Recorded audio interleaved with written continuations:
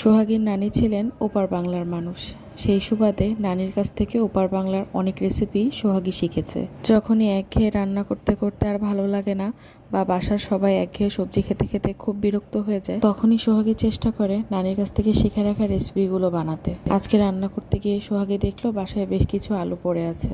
সে একঘেয়ে আলু ভাজি করতে আর ইচ্ছে করছে না, তো ভাবলো আজকে নানির কাছ থেকে শিখে রাখা আলু পোস্ত রেসিপিটা বানাবে। তো এই জন্য সোহাগী আলুগুলো প্রথমেই কিউব করে কেটে নিয়েছে।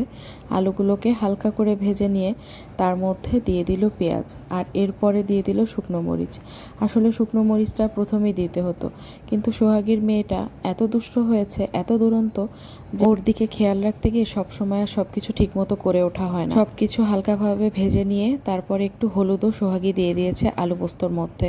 আলু পোস্তটা একদম কম মশলায় হয়, আর সোহাগীও ঠিক ওইভাবেই করার চেষ্টা করেছে যেমনটা ওর নানি রান্না করতো।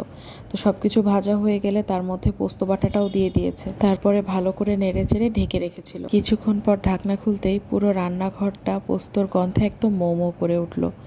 উপর থেকে একটুখানি সরষের তেল ছড়িয়ে দিল, তারপরে চুলাটা অফ করে দিল। গরম ভাতে পাতলা ডালের সাথে এই আলু পোস্তটা খেতে বেশ লাগে।